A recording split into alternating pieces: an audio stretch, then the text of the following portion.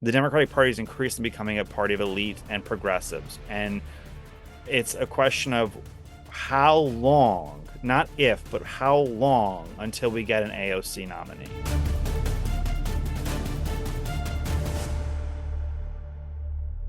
Well, as you probably know by now, Texas Democrats have fled the state to prevent Republicans from having a quorum to vote on changes to congressional districts that would give Republicans an estimated 5 extra congressional seats in the state of Texas. Joining us now to discuss is Ryan Girdusky. He is the host of the Numbers Game podcast. Take a listen to that. Also, the National Populist Substack, where he has written about this and writes about many other things.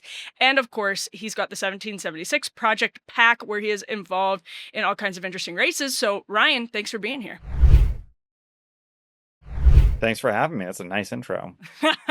Well, you have a nice bio. Let's start with what you wrote about on the National Populist Substack, because you actually covered the gerrymandering question.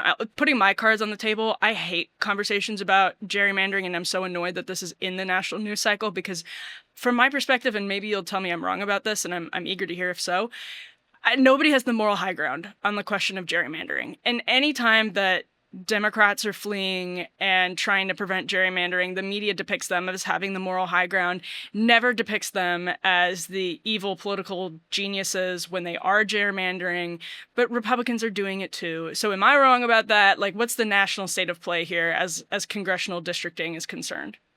Yeah, you're not wrong that they're all doing it, but they've done it for decades. I mean, if you go into the early 90s, do you know how many seats Republicans got to gerrymander in the 1991 census?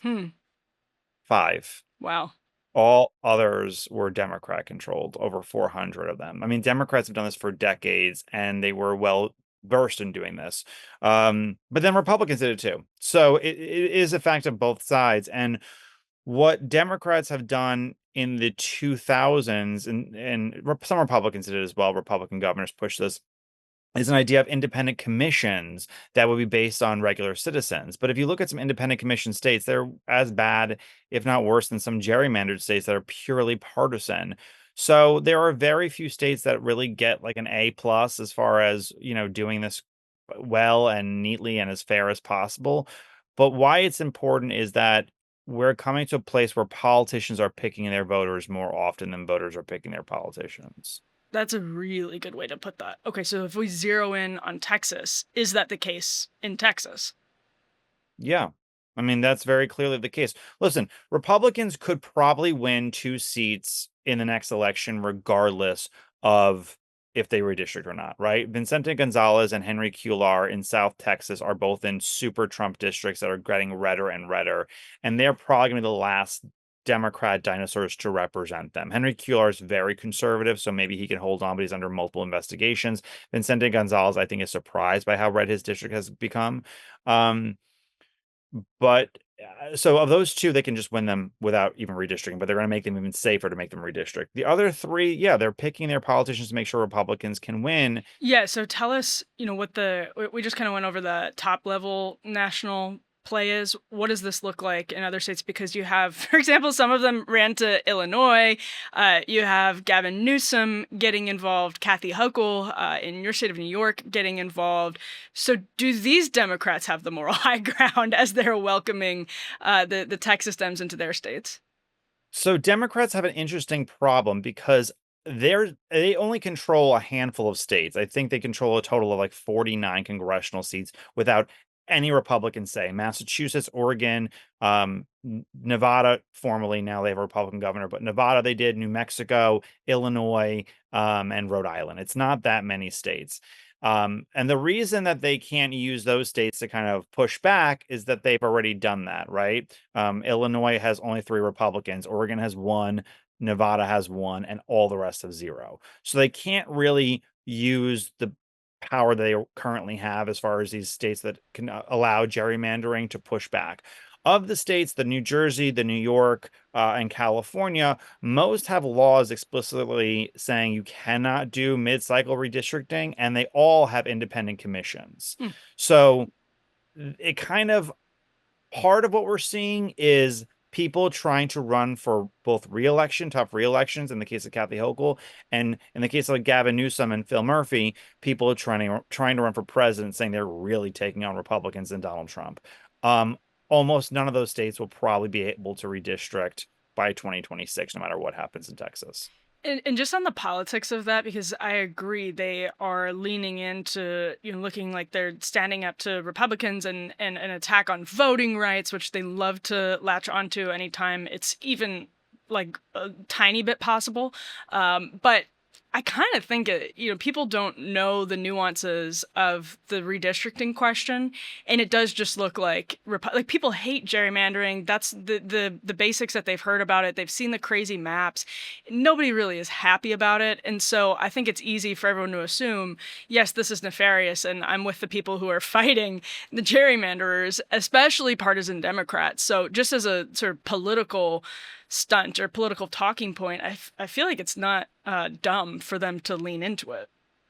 Well, what else do they have? I mean, Gavin Newsom had his own podcast where he talks about how much his kids watch Charlie Kirk. Like, what is Gavin Newsom's claim to fame? He didn't fix the homeless problem, didn't build that rail, and didn't protect illegals from being deported. And you're gonna go into the presidential election, especially if South Carolina is the first state, dependent on a very angry, mostly black, but also resist live votes in some other states, resist live old white women vote. And you have to show you were the hardest resistor. Um, so if that's all they have, then that's what they're going to use. It's the only card that they sit there and play. And it's a very crowded field where there is no clear leader of the Democratic Party. Everyone's using this fight to show they are the leader of the Democratic Party. They will take things to the mat even when it becomes very difficult at best to do that. Yeah, and Gavin Newsom and Kathy Hochul seem like, they'd be at the bottom of the list of people if I'm looking at the Democratic field who are likely to rise to the very top, even if Gavin Newsom pours a lot of money into it. I mean, I don't know, maybe it's possible, but they seem like Kathy Hochul in particular. You're in New York. Like, does she believe she has a political future in the national stage? No, but Kathy Hochul needs to win re-election, and that's not a guarantee. I mean, Kathy Hochul she's being primary by her own lieutenant governor. She's got a progressive wing that's increasingly getting crazy. She's not endorsing Mondani for mayor yet. There's a war within her party in her state, and she doesn't know which side to go on. So she's basically taking a more neutral position by saying, I'm just here to sit there and resist Trump. Kathy Hochul, by the way, with an all-Democrat state appellate court, has tried to illegally redistrict New York State twice, and she failed both times because what she was doing was blatantly illegal.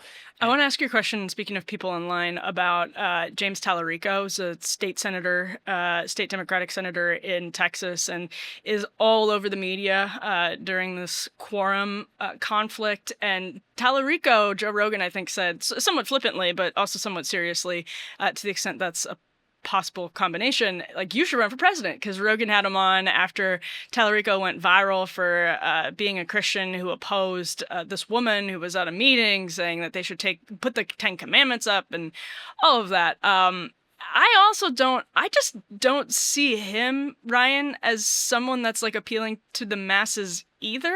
Am I wrong? What is your read on him over the I last mean, couple weeks? if the masses want like a 5'4" guy from Texas who looks like Pete Buttigieg with like slightly less without the ability to grow facial hair, then yeah, I think that James Tallarico is definitely the guy Who for the future. who, by the way, is Um selling a dying version of Christianity. All of the sort of momentum among Christianity on the cultural level is more traditionalist and less like watered down kind of progressive reads on it. So that too, I mean, it just again is it's sort of surprising. but they don't but listen, but we are, I think with the Mandani election, especially, I know it was just New York City, but we're seeing the Democratic Party bleed its working class Hmm. voters. Hmm. They're leaving, and multiracially, right? Hmm. And that trend has continued even in voter registration in places like New Jersey and Pennsylvania post-election, where there should be this surge. The Democratic Party is increasingly becoming a party of elite and progressives, and it's a question of how long, not if, but how long until we get an AOC nominee Hmm. or someone of that ilk. And for that not to happen this time, they need a moderate to run and to win. But it's not going to be this guy. If you go back, and I've been in this business for 20 years now. If you go back long enough, I can show you Abortion Barbie, who was Hmm. going to turn Texas blue. Beto Wendy, O'Rourke was Wendy going to turn Davis, Texas blue. What? Wendy Davis. Wendy Davis. These are the people going to turn Texas blue, and he is the new cover boy on the next Vanity Fair cover, saying the man who could turn Texas blue, sitting on one, yellow pages at a time. Like that is just what they believe. That's the story they're looking for, and Texas was the first time in a while that Texas moved the other way. So I don't see that this is the guy to sit there and do it. So now on the Republican side, Republican Senator Cornyn, who is just really trying to make amends with MAGA, that is rightfully furious with the way Cornyn has conducted himself in office. I'm sure you have thoughts on that, Ryan, but he's trying to get in good graces ahead of his reelection with the MAGA base and is saying FBI should pursue these Democrats for violating their oath of office, and then others for conspiring to help them violate their oath of office. It's a question. I mean, the question of legally what route the FBI has is, I think, an open one. But is that politically helpful for Republicans? Is that good for guys like John Cornyn? What do you make of the Republican reaction here? I mean, John Cornyn in the Republican Party of Texas, John Cornyn is only slightly above Scientology. Like it's just not going to work, and that fish is just not going to hunt. And his days are, I think, numbered at this point, unless a million MAGA people that are very prominent jump in and split the vote 700 ways. I don't think Cornyn can survive. And it's not because of this issue specifically. Cornyn has spent decades spitting in the face of the base and doing what a lot of old timer Republicans did, which was hang out with their friends at their golf clubs and sit there and say, this is what we believe. And he's just out of step. He's out of step with immigration. He's out of step with a number of things. And he's been on the side of every bad bipartisan bill that ever came out of DC. He was always on that side.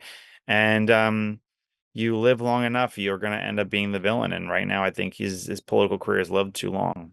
Do Republicans risk looking overly harsh, or is there an argument that by completely leaning into going after the Dems here, Republicans look like they're kind of owning the issue, even if people don't agree with them? I don't know. What's your take? I think that this is a very Trumpian moment and that it's pure power. So if Republicans go and they go hard in not only just Texas, but Ohio, Indiana, um, a few other New Hampshire and start redistricting, and if the big what if is if the Supreme Court rules that Section 2 of the Voting Rights Act is unconstitutional and they strip it, and the whole South can redistrict one or two of their black majority or Hispanic majority seats, it will about be 12 or 13 seats between North Carolina to Louisiana.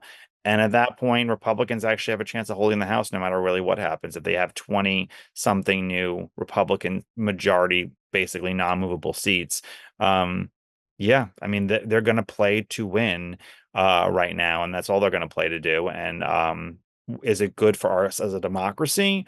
No, it's not. But once again, Republicans didn't start it. Democrats are doing it.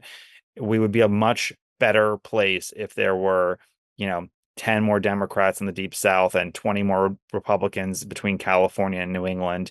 And there was proportional representation for when things like natural disasters happen. They could fight for their areas and they could speak to what the country feels like. And we could have more of a bipartisan feel no matter where you live, because these states are increasingly becoming one party only everywhere.